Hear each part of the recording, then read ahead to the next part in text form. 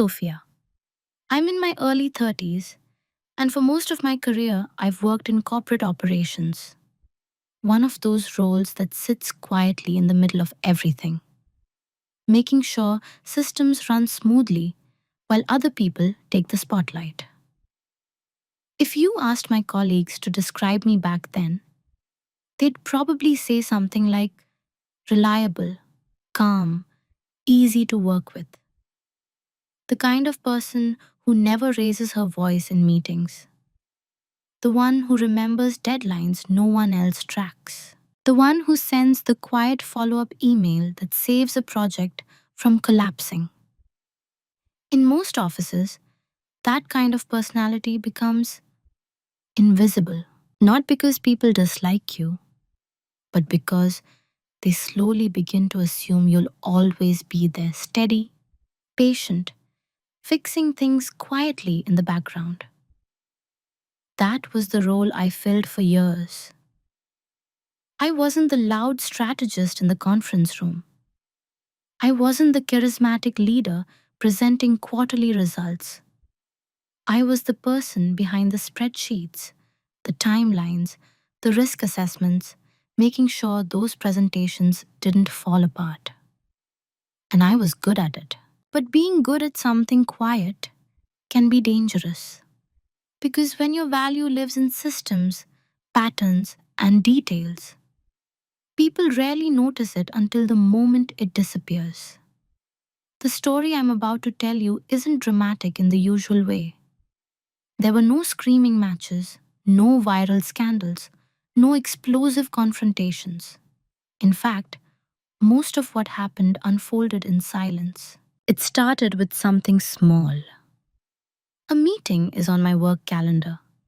At first glance, it looked ordinary, just another internal appointment. But the title was strange. Career discussion. That alone wasn't unusual. Companies schedule those all the time. What was unusual was the location. Because when I opened the calendar details that morning, I saw something that made me pause. The meeting address wasn't our building. It wasn't even our company. The location listed was the office of a competing firm across the street. And the meeting had been scheduled by my manager. At the time, I didn't know whether it was a mistake, a test, or something far more deliberate. What I did know was this: that single calendar invitation quietly revealed something about how I was being seen inside that company. And once you notice something like that, you can't unsee it. So what followed wasn't revenge. It wasn't anger. It was something quieter. It was the moment I stopped being invisible in my own story. Before I tell you what happened next, let me ask you something. Have you ever realized, suddenly, that the role people see you in isn't the one you actually live in? Before that strange meeting ever appeared on my calendar, my life inside the company had already been quietly defined. Not by my job title, but by a role people slowly assigned to me without ever saying it out loud. If you looked at the org chart, my title sounded respectable enough: Senior Operations Coordinator. In practice, that meant I was the person who knew where everything was. Every contract version, every vendor negotiation note, every internal process that people claim to understand, but secretly depended on someone else to remember. That someone was usually me. I didn't mind it at first. When I joined the firm 5 years earlier, I was grateful just to be in a place where work felt structured and meaningful. The company was a mid-sized consulting firm, large enough to work with major clients, small enough that people still knew each other's names in the hallways. At least in theory. In reality, the culture ran on a quiet hierarchy that wasn't written anywhere. There were the voices, And there were the systems. The voices were the ones in the meeting rooms. They presented strategies. They debated big ideas. They used words like vision and disruption. The systems were everything that made those visions actually happen. Budgets, timelines, compliance, documentation. The systems lived with people like me. But systems are invisible when they work well. So the better I did my job, the less visible I became. My manager, Daniel, liked to describe me as the steady one. He said it during meetings sometimes, usually with a small smile. Sophia will handle the details, he'd say. Or, if Sophia's tracking it, we're safe. It always sounded like a compliment. And technically, it was. But compliments can slowly turn into boundaries. I noticed it the first time I suggested a change during a quarterly planning session. We were discussing a large client contract that had been delayed 3 times because of internal approval loops. I had spent an entire week mapping the process and realized there was a redundant approval step that served no legal purpose. Removing it could cut the timeline by almost 2 weeks. So when the discussion paused for a moment, I spoke up, not loudly, just calmly. I think there's a step in the contract workflow that might be unnecessary, I said. If we remove the secondary compliance review, Daniel nodded politely before I finished. Good catch, Sophia, he said. Then he turned to the strategy lead beside him. Anyway, what we really need to focus on is the client communication plan. The conversation moved on instantly. No one asked about the workflow. No one asked to see the diagram I had built. The meeting continued as if my sentence had been a small administrative note rather than an operational insight. That moment stayed with me longer than it probably should have. Not because I felt insulted, but it revealed something subtle. In that room, my role wasn't to shape decisions, it was to support them, reliable, useful, quiet. The strange thing was that people genuinely liked me. Coworkers stopped by my desk to ask questions. New hires were told, if you're confused, ask Sophia.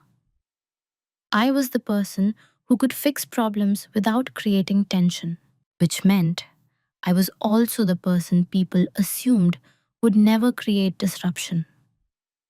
Looking back now, I realize something important about that period of my life. No one intentionally made me invisible. They simply accepted the version of me that was easiest for the system to understand. And I accepted it too, for a long time. Until the morning, I opened my calendar and saw that meeting invitation, because that was the moment I realized something about the role I had been given inside that company. It was a role that could be quietly replaced or quietly removed. And the person scheduling that possibility, I was my own manager. The first time I felt something was slightly off. It didn't happen during a big meeting or an obvious conflict. It happened in a hallway. Small moments are often where the truth of a workplace lives. It was late afternoon, maybe around 4:30. The office had that quiet end-of-day rhythm where people start packing their bags while still pretending to work. I was finishing an internal report, one of the quarterly operational summaries that almost no one read, but everyone relied on later. Daniel walked past my desk holding his laptop. Sophia, he said, slowing down slightly. I turned my chair toward him. Yeah? Can you send me the vendor comparison sheet for the Hullbrook project? I sent that yesterday afternoon, I replied. He paused, thinking. Oh, right, he said, nodding casually. That's the one you did the color coding on? Yeah, perfect, he said. That's exactly why I like having you on this stuff. Again, it sounded like a compliment. But then he added something else. You're great at keeping things organized. Honestly, if you ever left, we'd probably lose track of half our documentation. He laughed lightly when he said it. The kind of comment people make without really thinking about what it implies. I smiled politely. But something about that sentence stayed with me. If you ever left. It wasn't threatening, it wasn't even serious. But it framed my value in a very specific way. Not as someone shaping strategy, not as someone whose insight mattered, just as the person who kept the files in order, the librarian of the operation. Later that same week, we had another planning meeting. This one involved two department leads and Daniel.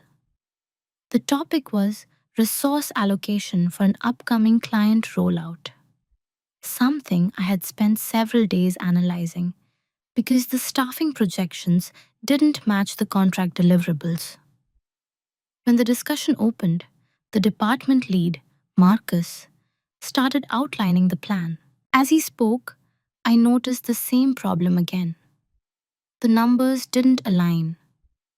We would be understaffed within 6 weeks if the rollout timeline stayed the same. I waited until there was a natural pause. I ran the staffing projections yesterday, I said. If the rollout stays on the current schedule, we might hit a capacity issue in late July. Marcus barely looked at me. We'll adjust if that happens, he said. It's not hypothetical, I replied gently. The client onboarding volume. Daniel raised his hand slightly. Let's not get lost in the operational weeds right now, he said calmly. We're just talking big picture. The room moved forward again. Timeline, messaging, client expectations. The capacity issue never came up again during the meeting. But 2 weeks later, Marcus stopped by my desk. Hey, Sophia, he said, leaning on the partition. Do you happen to have those staffing projections you mentioned earlier? I opened my laptop and pulled up the spreadsheet. He scanned it for about 30 seconds. Yeah, he said slowly. Okay, this is actually useful. No apology. No acknowledgement that I had already raised the issue in the meeting. Just quiet recognition after the fact. That was the moment I understood something subtle about how the system around me worked. My insights weren't rejected because they were wrong. They were ignored because of who was saying them. Inside that room, my voice didn't carry weight until someone else decided to repeat it later. And the strange thing was, no one seemed aware it was happening. Not Daniel, not Marcus, not even me at first. I told myself it was normal. Every company has a hierarchy. Every meeting has dynamics. Not every comment can shape the conversation. But somewhere in the back of my mind, I started noticing a pattern. Ideas that sounded small when they came from me somehow became important once someone else said them later. And the system kept moving exactly the same way, quietly, predictably, until the day that the calendar invitation appeared. Because that was the first time the pattern stopped feeling accidental. The strange thing about subtle disrespect is that it rarely arrives as a single moment. It arrives as repetition. And repetition has a way of slowly reshaping what feels normal. At the time, I didn't think of it as disrespect at all. I thought of it as workplace dynamics, the unspoken hierarchy every office develops over time. People speak in different volumes depending on their titles. People listen differently depending on who's talking. And if you stay in the same environment long enough, you begin to adapt to the role people expect you to play. That's exactly what I did. I became careful about when I spoke. Not silent, but selective. In meetings, I started waiting longer before offering ideas. Sometimes, I would write them down instead of saying them aloud. Other times, I would mention them privately to Daniel afterward, assuming that if he thought they were valuable, he could raise them in the next discussion. It felt efficient. At least that's how I rationalized it. One particular meeting still stands out when I think back to that period. We were preparing a proposal for a major healthcare client, a contract that could easily become one of the company's largest accounts that year.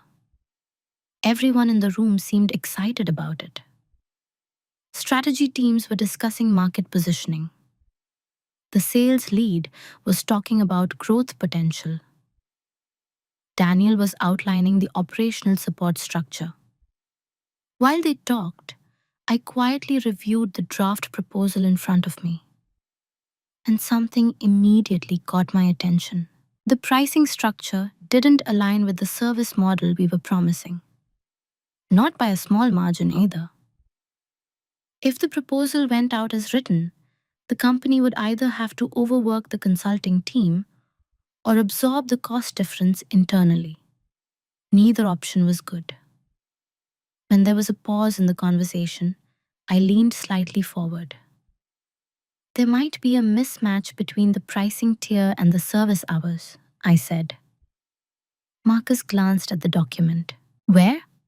He asked. I pointed to a line on page 3. The premium package includes full onboarding plus quarterly audits. The hours budgeted here only cover the onboarding phase. Marcus skimmed it quickly. We can adjust that later, he said. It's part of the proposal structure, I replied calmly. If the client accepts this version, we'd be locked into. Daniel smiled lightly. Sophia, he said, almost reassuringly, this is why we have you reviewing things. The room chuckled a little. Then he continued. But let's not slow down the proposal flow right now. Sales momentum is important. The conversation moved on. Marketing language, presentation format, client meeting schedules. The pricing issue remained on the page in front of me, untouched. I remember looking around the table for a moment after that, not in frustration, more in curiosity. Everyone seemed comfortable. No one was intentionally dismissing the problem. They simply assumed it could be handled later. And in most cases, later meant me. I would adjust the documentation, update the internal workflow, fix the operational gaps after the strategy has already been approved. That had quietly become my role. The person who made imperfect plans work, reliable, adaptable, invisible. So I closed the document and wrote a small note in my leather notebook instead. Just a single line.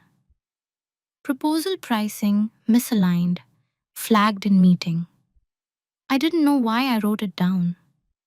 At the time, it felt like a small habit of organization. But over the next few months, that notebook began to fill with similar notes. Moments where something had been mentioned, then quietly ignored. Moments where responsibility shifted without anyone acknowledging it. None of it felt dramatic. None of it felt like a crisis. But patterns rarely announce themselves loudly. They build quietly. And once you start noticing them, you begin to understand something important about the environment you're in. I still believed the company valued me, but slowly I began to realize something else. They valued the work I absorbed, not necessarily the voice that warned about it. And that difference would eventually matter more than I expected. Because when someone is known mainly for fixing problems, people sometimes forget that a person can also see the system creating them. There's a moment in most workplaces when your role stops being defined by your job description and starts being defined by what everyone assumes you will tolerate. For me, that shift happened gradually, so gradually that I didn't recognize it until much later. At first, I was simply the person who understood how things worked. But over time, that turned into something slightly different. I became the person who would handle whatever others preferred not to deal with. It wasn't assigned formally. No one said it out loud. But it showed up everywhere. When a client requested last minute documentation revisions late on a Friday afternoon, someone would say, Sophia's good with those systems. When a project timeline started drifting because approvals were delayed, someone would glance toward me and say, Sophia probably already has the updated schedule. If a meeting needed detailed notes, I would often find myself typing them without anyone asking. Not because I was told to, because it simply happened. And the strange thing was, I didn't resent it. In many ways, I took pride in it. I liked solving problems. I liked the quiet satisfaction of untangling operational knots that other people didn't even notice. But eventually, I realized something subtle. The more reliable I became, the fewer people questioned whether certain responsibilities should belong to me at all. One afternoon, about 3 months before that calendar invitation appeared, Daniel stopped by my desk again. He had that slightly rushed look he wore whenever something had gone wrong somewhere else in the company. Sophia, he said, lowering his voice a little. Quick favor. I closed the document I was reviewing. What's up? We're having a small issue with the Sterling account, he said. Their onboarding packet got sent without the updated compliance appendix. That's part of the legal review package, I said. Right, he replied quickly. Legal's tied up with another contract. Could you just pull the appendix together so we can resend it? I paused, not because the task was difficult, but because it wasn't really my responsibility. The compliance appendix required legal verification. Technically, only their department could finalize it. I can organize the documents, I said slowly. But legal still needs to approve the final version. Daniel nodded quickly. Of course. But if you prep it first, it'll make their job easier, which, translated into office language, meant something else entirely. If you fix most of it, they'll just sign it. So that's what I did. I gathered the previous compliance documents, matched them to the updated policy changes, reformatted the appendix, then forwarded it to legal for confirmation. They replied 20 minutes later. Looks good. Approved. The packet went back to the client that afternoon. Problem solved. Later that week, during a team check-in meeting, Daniel mentioned the Sterling issue briefly. Everything's resolved now, he said. Marcus nodded. Good catch from legal then. I remember looking up from my laptop when he said that. Not because I expected credit, but because the sentence revealed something quietly important. In the story of how the problem had been solved, my role didn't exist. The system had already rewritten the narrative. Legal fixed it. Operations supported it. and the meeting moved on. That evening, I wrote another short line in my leather notebook. Sterling Compliance Appendix. Prepared by me, credited to legal. Again, not out of bitterness, just observation. Patterns are easier to understand when you write them down. And slowly, those notes were helping me see something I hadn't fully recognized before. Inside that company, my role wasn't just to be reliable. My role was to be quietly replaceable. The person who made systems work without ever becoming the center of them. At the time, I still believed that was simply the cost of being someone who preferred calm over confrontation. But looking back now, I can see the truth more clearly. When people become comfortable with your silence, they begin to assume you'll never change it. And that assumption would eventually lead to the most surprising moment of all. The morning I opened my calendar and saw a meeting my manager had scheduled for me at another company. The shift didn't happen during a meeting. It didn't happen after a confrontation. And it definitely didn't happen the day that strange calendar invitation appeared. It happened on a quiet Tuesday morning, a few weeks before that. I arrived at the office earlier than usual that day. Seattle mornings can feel unusually calm before the city fully wakes up, and the office building was almost empty when I stepped inside. I liked those hours. The lights were dimmer, the elevators are quieter. The usual background noise of conversations and notifications hadn't started yet. It was the one time the office felt like a place for thinking instead of reacting. I sat down at my desk, opened my laptop, and began reviewing the weekly operations dashboard. It was a document I maintained for internal tracking: project timelines, vendor dependencies, staffing projections. Nothing unusual. Just numbers, patterns, and small signals about how the company was functioning beneath the surface. But that morning, something caught my attention. Not a mistake, a pattern. Over the previous 6 months, several operational responsibilities had gradually shifted onto my plate. Tasks that technically belonged to other departments. Compliance preparation, vendor negotiation summaries, client onboarding documentation. Individually, none of them seemed significant. Together, they formed something more interesting. I was quietly touching almost every major project the company ran, not as a decision maker, but as the person who organized the system that allowed decisions to work. I leaned back slightly in my chair and looked at the dashboard again. Then I opened another window and another. Contracts, approval timelines, vendor communication logs. When you see enough internal systems at once, you start to notice connections that other people don't. Where delays happen, where responsibility overlaps, where knowledge lives in only one place. And slowly, something became clear. The company's operational memory wasn't stored in a department. It was scattered across individuals. Legal new compliance, sales new clients, strategy new proposals.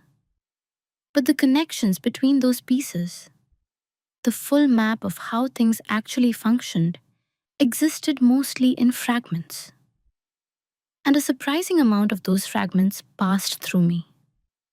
Not because I demanded authority, but because people trusted me to organize what they didn't have time to track.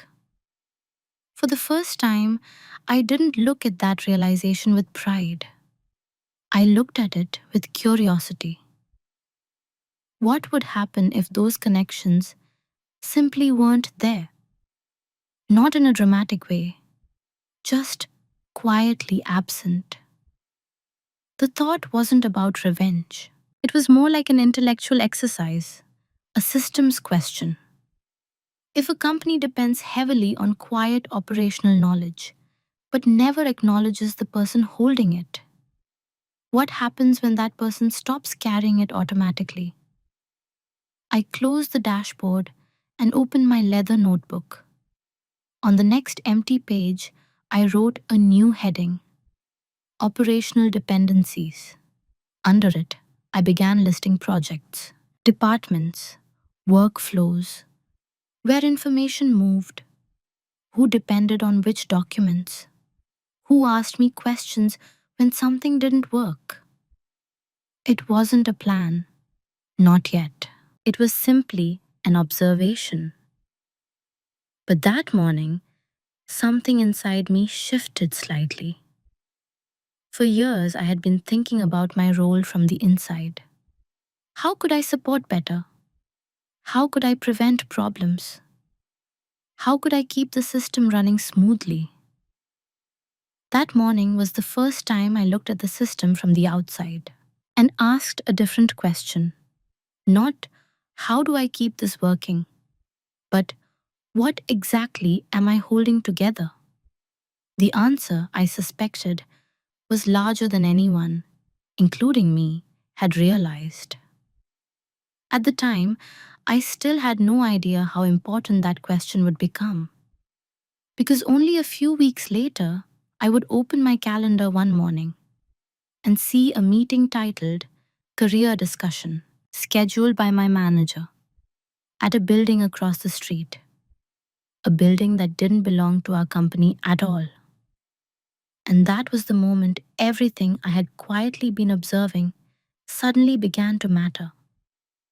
The morning I saw the meeting on my calendar, I didn't react the way most people probably would.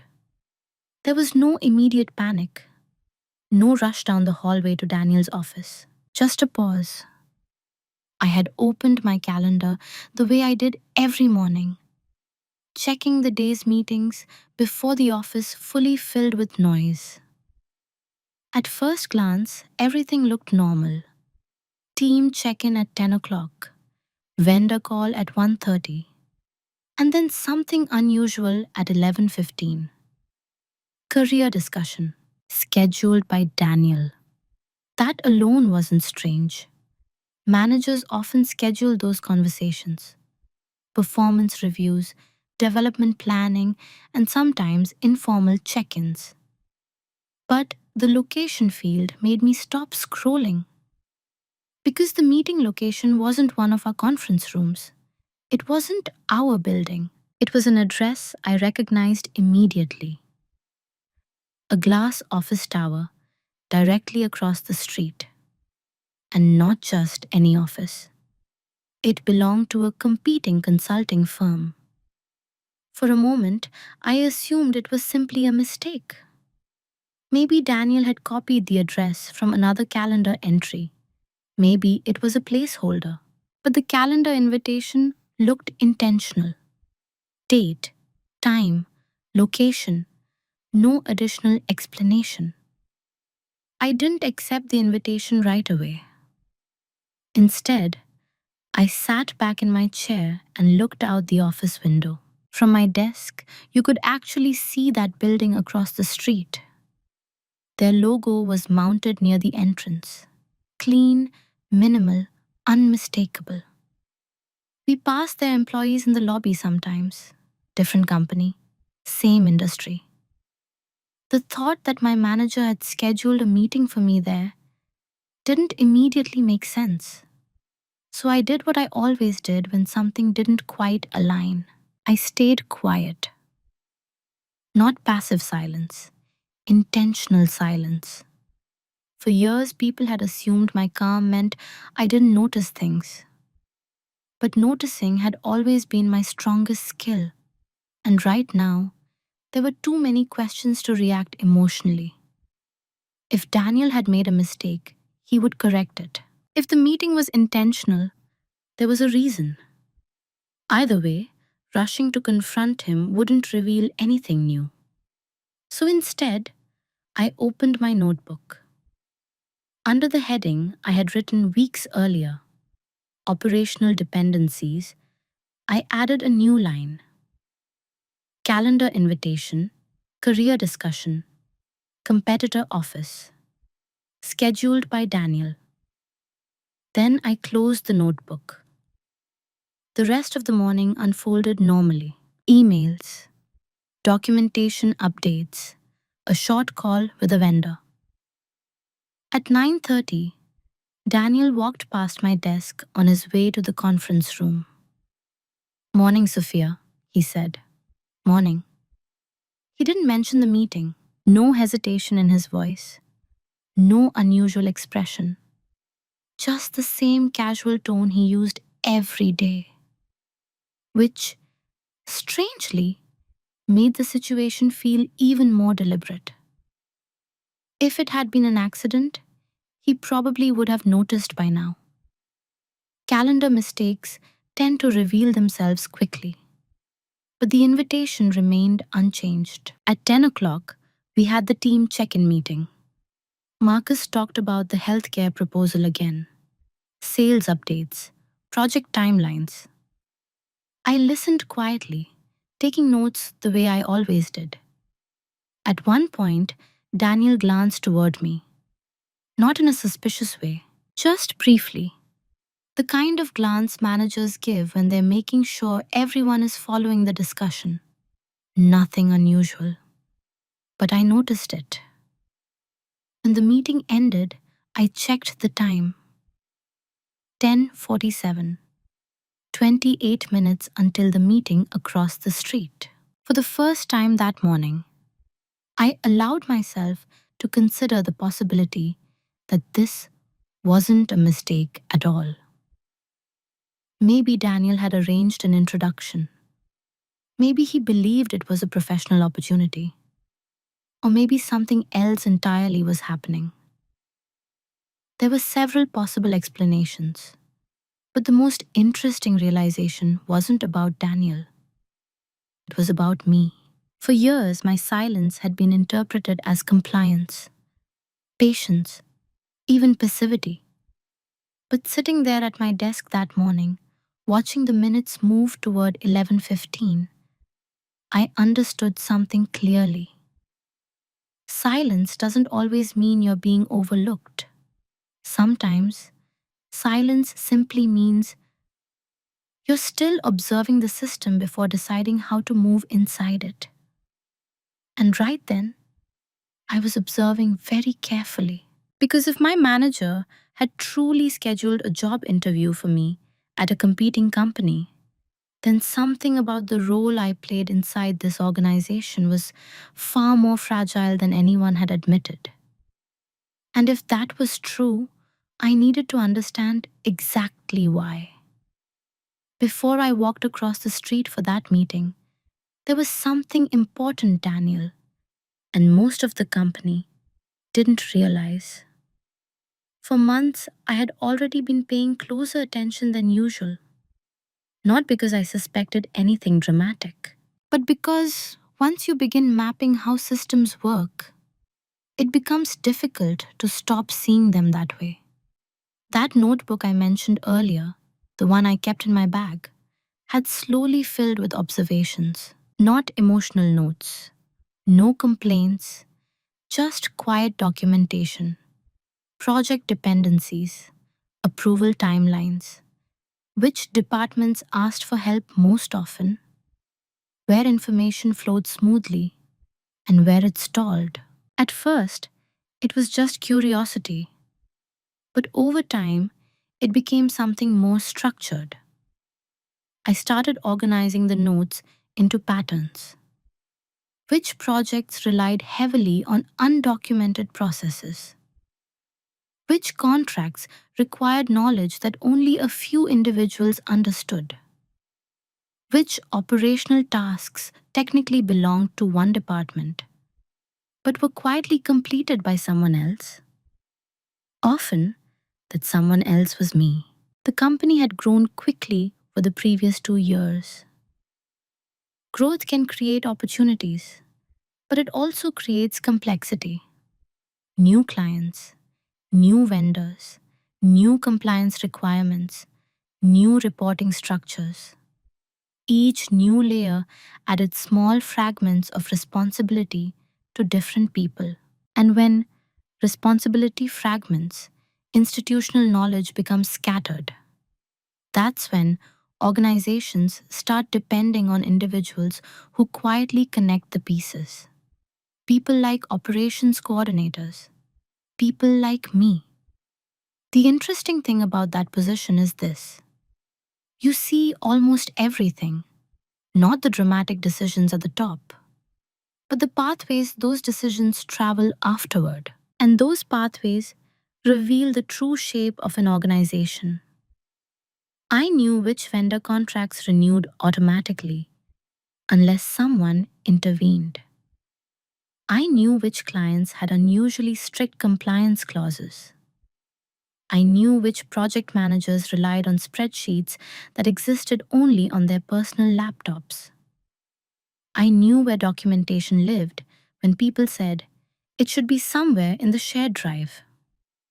In many cases, I was the person who had organized those folders in the first place. None of this felt powerful, it felt practical.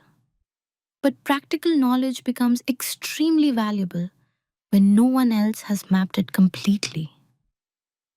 A week before the calendar invitation appeared, something else happened that now feels important. Daniel asked me to prepare a summary of operational workflows for an upcoming internal review. It wasn't unusual. Every quarter, leadership requested updates about efficiency improvements. But this time, the request was slightly different. Could you include cross-department dependencies? Daniel said casually. Just a high-level overview. Cross-department dependencies. That phrase caught my attention. Most companies avoid mapping those in detail. Once you do, you start seeing how much work happens informally outside official structures. Still, I agreed. Sure, I said. Over the next few days, I built a document that outlined how projects actually moved through the company. Not the theoretical workflow, the real one, where sales are handed off to operations, where legal approvals slowed down, where vendor coordination overlapped with project management, where information was stored, and who usually had to retrieve it. When the document was finished, it was longer than I expected. 17 pages. Charts, notes, timelines. Daniel skimmed the first few sections while standing beside my desk. This is thorough, he said. I nodded. You asked for dependencies, right? He said, flipping another page. Then he stopped. His eyes moved across one of the diagrams I had drawn. This suggests operations touch almost every major project, he said. Not operations, I replied gently. Just the coordination layer. He looked at me for a moment, then closed the document. Good work, he said. I'll review it later. He walked away with the file saved on his laptop.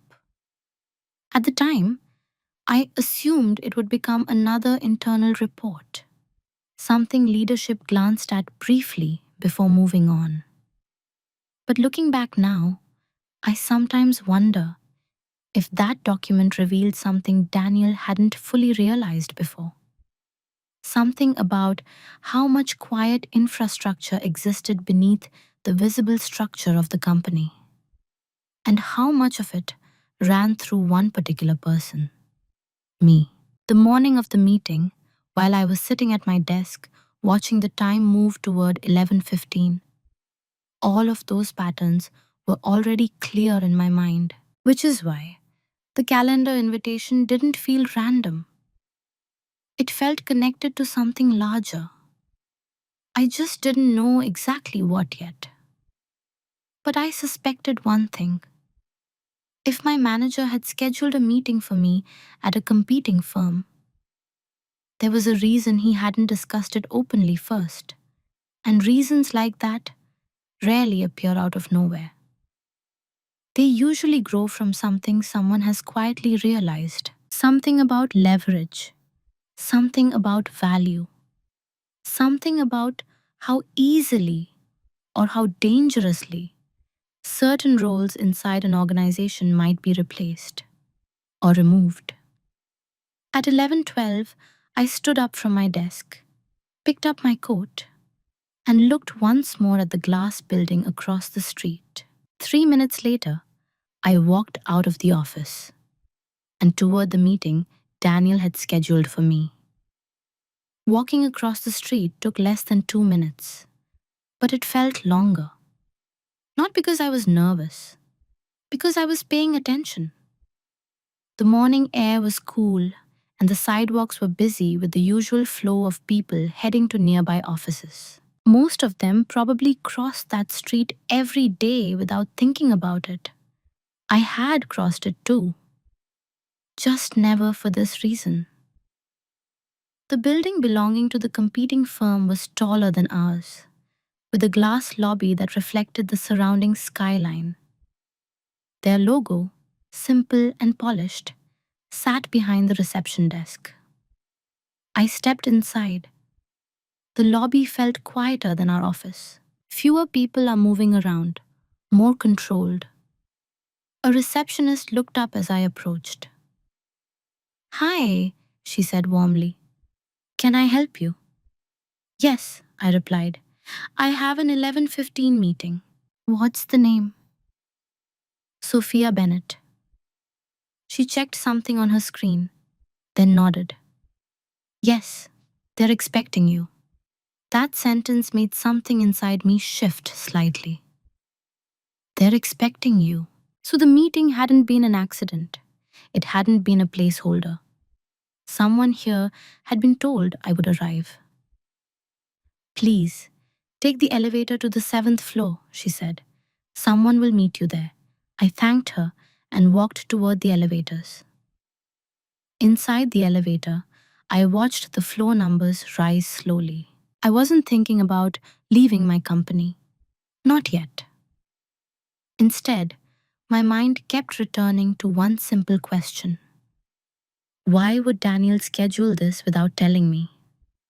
Managers don't usually arrange job interviews for their employees, especially not with direct competitors, unless the situation is more complicated than it appears.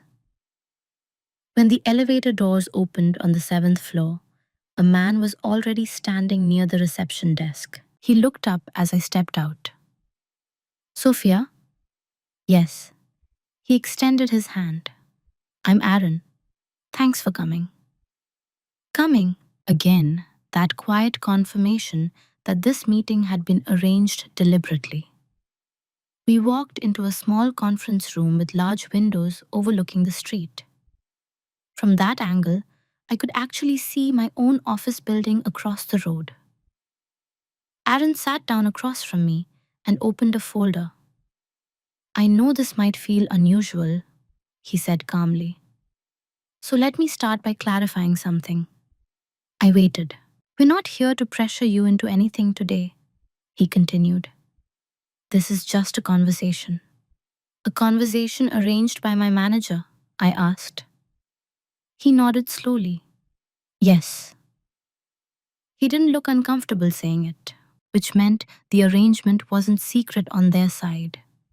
That detail alone told me something important. "Daniel contacted us last week," Aaron said. "He mentioned that you might be exploring new opportunities." I felt a small pause in the room. Not tension, just clarity settling into place. Because I had never told Daniel I was exploring anything. Aaron continued. He also said, "You've been handling operational coordination for most of your firm's major projects. That wasn't exactly confidential information. But the phrasing was interesting. Handling coordination, not assisting, not supporting. Handling. And he thought it might make sense for us to talk," Aaron said. I looked at the folder in front of him. "About a job?" "Possibly," he replied.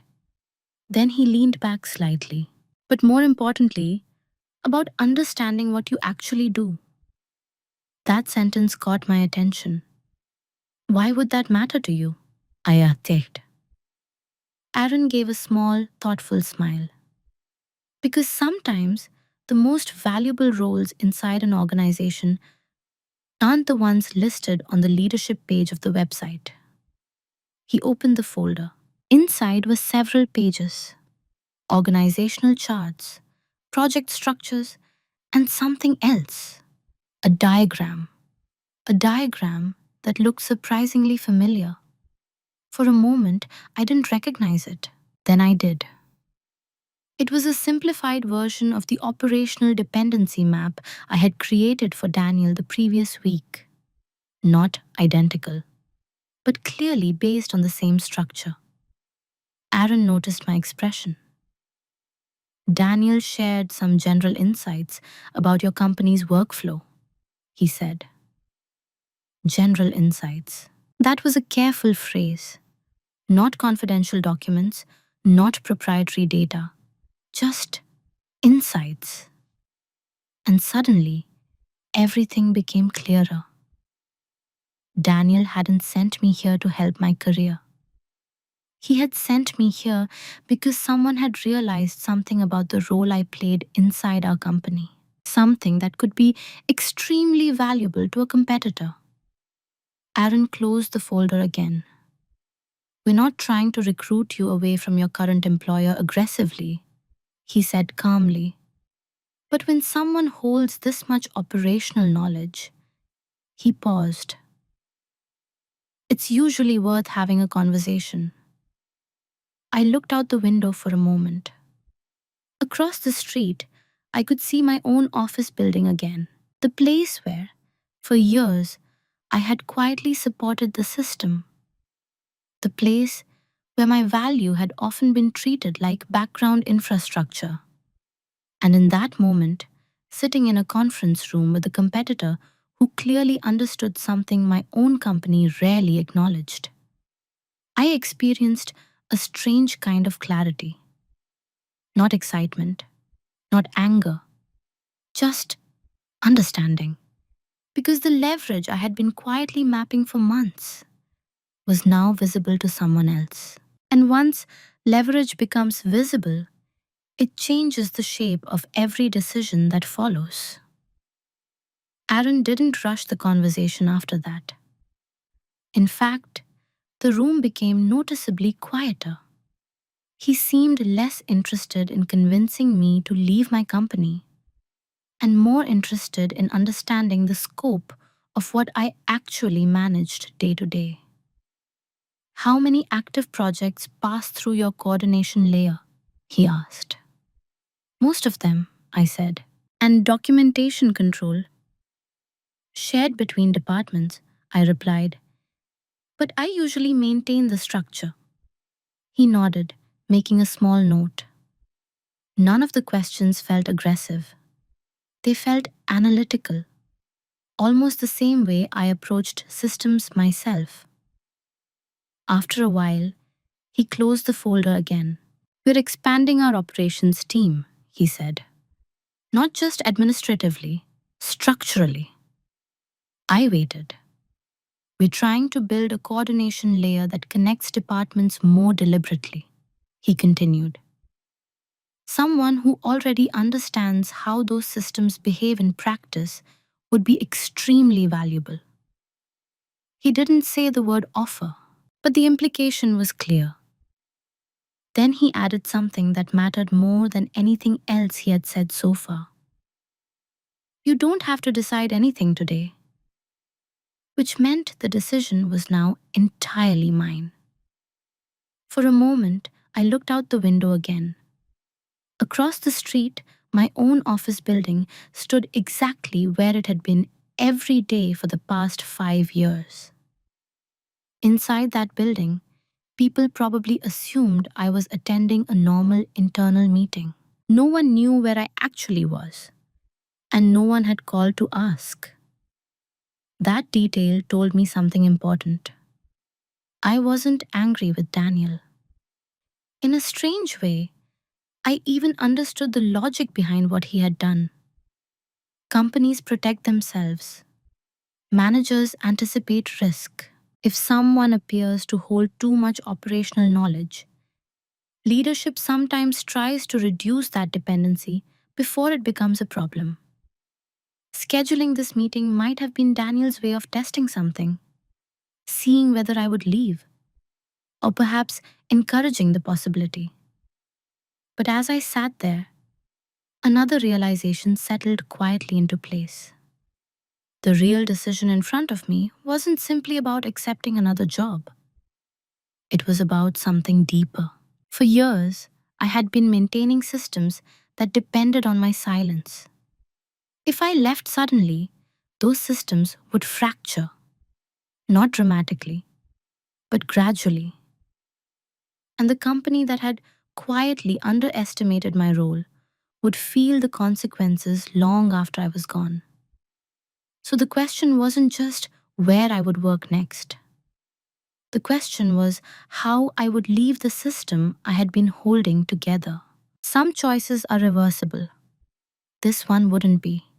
And once I made it, the entire structure around me would begin to change. When I left the building across the street, the city looked exactly the same as it had an hour earlier. Cars moved through the intersection. People walked past carrying coffee cups and laptops.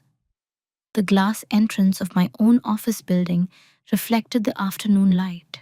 Nothing about the outside world suggested that anything important had just shifted. That was the interesting part about quiet decisions. They rarely announce themselves. I walked back into the lobby of my building and took the elevator up to our floor. When the doors opened, the office atmosphere felt completely ordinary. Phones ringing, soft conversations near the printers. Someone is laughing in the break room. Marcus walked past me carrying a folder. "Hey, Sophia," he said. "Daniel mentioned you had a career discussion today. Everything good?" His tone was casual, friendly, which meant Daniel had told people something. "Yeah," I said calmly. "Just a conversation." Marcus nodded and kept walking. That was the end of it. No one asked where the meeting had taken place. No one seemed curious about why a career discussion would happen outside the building. In offices, people often avoid asking questions that might lead somewhere uncomfortable. I returned to my desk and opened my laptop. For the next several hours, I worked exactly the same way I always had. Emails, project updates, vendor documentation. But internally, something had changed. Not emotionally, strategically. For the first time, I started reviewing the systems around me with a slightly different lens. Not how to maintain them, but how they functioned if I stepped back. I opened the operations dashboard and began listing the projects currently in motion. Client onboarding processes, vendor renewal cycles, compliance documentation, contract approval pipelines. Each of these systems depended on certain pieces of information being available at the right time. Many of those pieces passed through my coordination layer. Again, this wasn't unusual. Operations roles often function like connective tissue inside organizations. But there was something else I now understood clearly. That connective tissue had never been formally documented. Much of it existed in habits, email chains, shared folders I had organized, spreadsheets I had refined over time. None of those things were proprietary secrets. But without context, they could become confusing very quickly, which meant the transition away from that system required careful handling. I opened my notebook again. Under the heading Operational Dependencies, I added a new section, Transition timeline. Not resignation, not departure, just timeline. Because if I decided to leave, and at that point the possibility felt increasingly real, the process would matter. Some people leave organizations abruptly. 2 weeks' notice, quick handover, minimal explanation. That approach can work in many roles, but it would create unnecessary disruption in mine. And despite everything I had observed about how the company viewed my position, I didn't want to leave chaos behind. That wasn't my style. So instead of planning an exit, I began documenting something else: processes, connections, decision points, where information originated and where it needed to go. Not because anyone had asked me to, because if the system was going to change, I preferred that change to happen cleanly. Over the next few days, I continued working normally. Meetings, documentation, project coordination. But quietly, a second layer of work was happening in the background. Mapping workflows, organizing files, clarifying steps that had previously existed only in experience. No one noticed. Why would they? From the outside, I looked exactly the same as always: reliable, focused, quiet. But the truth was something slightly different. For the first time since I had joined the company, I was no longer thinking about how to remain inside the system indefinitely. I was thinking about how systems evolve when the people maintaining them move on. And interestingly, that shift created the first real consequences. Not dramatic ones, just small disruptions. A vendor email that took longer than usual to resolve. A project manager asked where a particular document template was stored. Tiny moments where someone suddenly realized they didn't fully understand a process they had always assumed was automatic. At first, no one connected those moments to anything larger. But systems reveal their dependencies slowly. And over the next few weeks, people inside the company would begin noticing something they had never questioned before: how much of their everyday workflow quietly passes through one person's desk. The first consequences were almost invisible. Not failures, just small pauses. The kind of pauses people barely notice at first. A week after the meeting across the street, Marcus stopped by my desk again. "Hey, Sophia," he said. "Do you know where the updated vendor onboarding checklist is?" I looked up from my screen. "It should be in the shared operations folder," I said. He opened the folder on his laptop and scrolled. "Hmm," he said quietly. The document was there, but it was the older version, the one before I had reorganized the vendor process earlier that year. Normally, I would have already updated it and notified everyone. This time, I had simply documented the process in my notes instead of rebuilding the template immediately. "Maybe it's under the archive tab," I suggested calmly. Marcus kept searching. "Yeah, I'll figure it out," he said. He walked away a minute later. No frustration, just mild confusion. Later that afternoon, a project manager sent me a message. "Quick question. Do you remember how we handled the compliance appendix for Sterling?" I remembered it clearly, but instead of fixing the issue instantly, the way I usually did, I replied with a short explanation. On. The legal team approved the revised appendix last quarter. The documentation should be in their compliance folder. Technically correct, but it meant someone else needed to retrieve it. Small delays like that started appearing in different places. Nothing serious, nothing dramatic. But the rhythm of the office shifted slightly. People were used to processes resolving themselves quickly. Now, those same processes required a few extra steps, a few extra questions. One afternoon, I overheard a brief conversation near the printer. Did Sophia reorganize the contract templates recently? Someone asked. I think so, another person replied. She usually handles that stuff. Usually. That word carried quiet weight because it revealed how many systems inside the company had been running on the assumption that I would automatically maintain them. But assumptions only remain invisible until they stop functioning smoothly.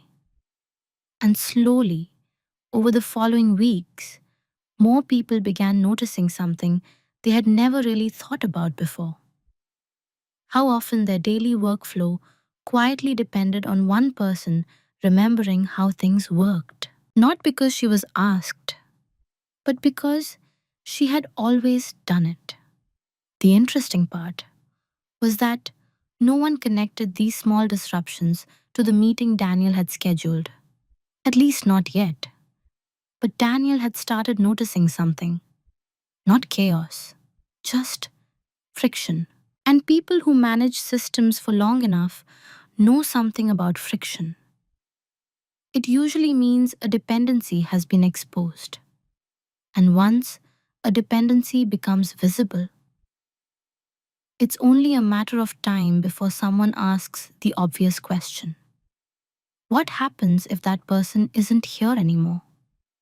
By the third week, the friction was noticeable.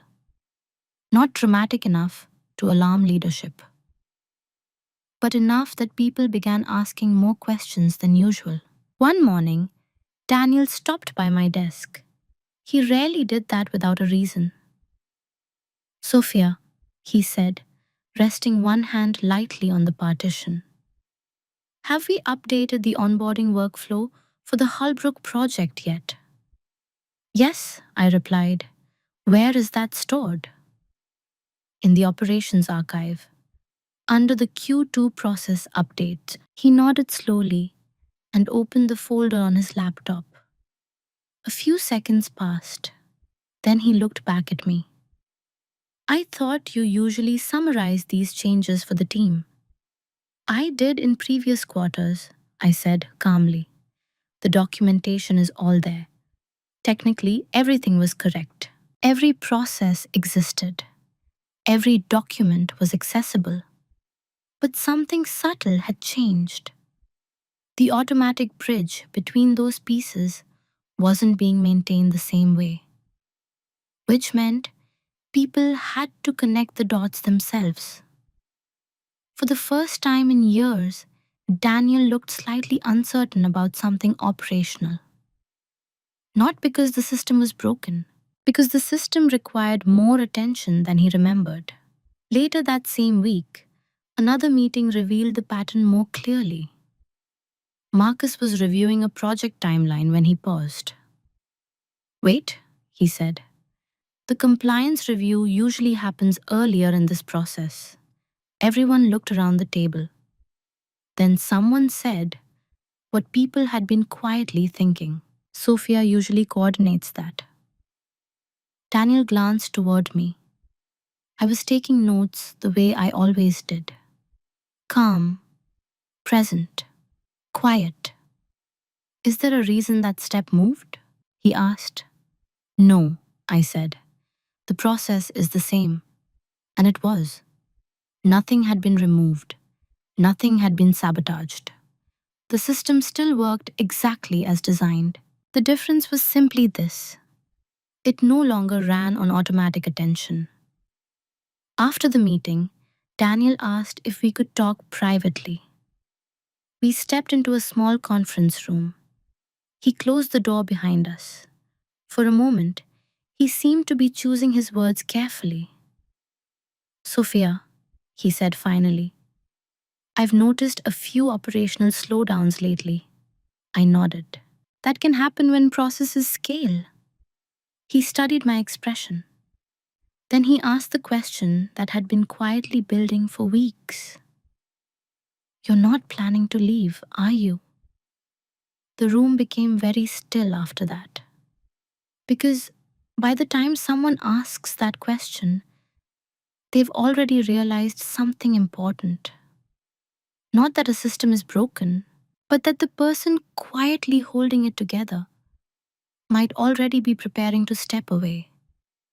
And by that point, fixing the situation is rarely simple. Sometimes it's already too late. Daniel closed the conference room door quietly. The room was small, with a glass wall facing the hallway. People walked past occasionally, unaware of the conversation happening inside. He didn't sit down right away. Instead, he leaned lightly against the edge of the table. Sophia, he said, I want to ask you something directly. Okay. Did you meet with the firm across the street? His tone wasn't angry, just careful. I nodded once. Yes. He exhaled slowly, like someone confirming something he had already suspected. I probably should have explained that meeting better, he said. That might have helped, I replied calmly. A faint, almost embarrassed smile crossed his face. I thought introducing the possibility quietly would be easier. Easier for who? I asked. That question hung in the room for a moment. For the company, he said eventually. And maybe for you. I didn't respond immediately, not because I was offended, but I wanted to understand his reasoning fully. He continued. You've become central to a lot of operational processes here, he said. More than we originally intended. That phrase was interesting. More than we intended. As the company grows, he added, leadership tries to avoid having too many critical dependencies on one person. I nodded slowly. That's a reasonable concern? He seemed slightly relieved that I wasn't arguing. So, when the opportunity came up to introduce you to another firm, he said carefully, I thought it might create a natural transition if you were interested. A natural transition. The phrase sounded clean and professional, but it also revealed the truth of the situation. He hadn't been trying to help my career. He had been trying to reduce the company's dependence on me. Quietly. Without conflict. Without risk. I folded my notebook closed on the table. You could have talked to me about that, I said. I know, he replied. And now? He looked at me for a moment. Now I need to know whether we're about to lose you. The room was quiet again. Not tense, just honest. I haven't made a final decision, I said. That was technically true. But the larger reality was already clear to both of us. Daniel nodded slowly. I understand. He straightened his posture and opened the door. The conversation ended without raised voices, without accusations. Just two people acknowledging something that had already begun shifting. Because sometimes, the most important confrontations aren't emotional at all. They're simply moments when both sides finally see the situation clearly. And once that clarity arrives, the outcome is usually only a matter of time. A month later, I handed Daniel my resignation. 2 weeks' notice. Nothing dramatic. No long explanation. Just a short letter and a calm conversation in his office. He read it quietly, then nodded. I figured this might happen, he said. I wanted to leave things organized, I replied. And I meant that. Over the previous weeks, I had finished documenting the operational processes that had once lived mostly in my head. Workflows, vendor coordination steps, compliance checkpoints, where information lived and how it moved. The system was no longer invisible. It was written down, accessible, transferable. Daniel looked through the documentation later that afternoon. "This is extremely detailed," he said. "It should make the transition easier," I answered. And it did, at least on paper. Because documentation can explain processes, but it can't replace the quiet judgment that comes from years of watching those processes evolve. Still, that wasn't my responsibility anymore. 2 weeks later, I packed the few things from my desk: my laptop, a coffee mug, and the leather notebook that had followed me through all those small observations. Before leaving, I took one last look around the office. People were working, phones ringing, meetings happening. The same rhythm the company had always had.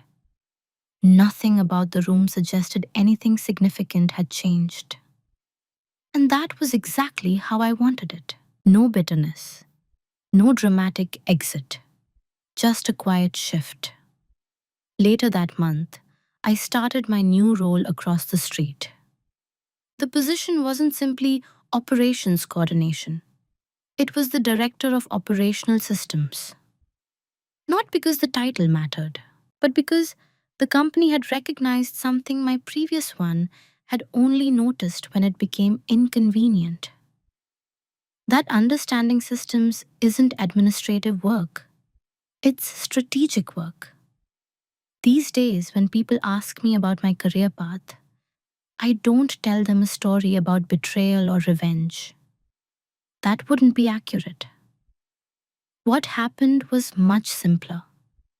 For years, I worked quietly inside a system that assumed my role would remain invisible. Until one day, that same system revealed how much it depended on what it couldn't see. And once that realization surfaced, my place inside it changed. Not suddenly, just clearly. Looking back now, the story isn't really about a job interview. It's about something quieter. How easily people misunderstand the value of work that happens in the background. In many organizations, the most visible roles receive the most recognition. The presenters, the negotiators, the people making decisions in conference rooms. But systems don't run on visibility. They run on the small connections between those decisions, the timelines, the documentation, the understanding of how one department's action affects another. For a long time, I was comfortable being the person who quietly maintained those connections. And to be fair, my company didn't treat me badly. They simply assumed the system would continue working the way it always had. Until someone realized how much of it depended on a single person. That's when Daniel scheduled the meeting across the street. Not as revenge, not even as betrayal, just as a manager trying to protect the company from a risk he had finally noticed. But what he didn't realize was that the moment he scheduled that meeting, something else became clear to me. If a system only recognizes your value when it becomes inconvenient, then it may not be the right system for you anymore. So I left quietly. No arguments, no drama, just a decision. And sometimes, that kind of quiet decision changes more than anyone expects. Because when people who understand systems walk away, the impact rarely appears all at once. It unfolds slowly through the small things that used to work automatically. Now I'm curious about something. Have you ever realized that the work you were doing quietly in the background was actually holding far more together than anyone noticed?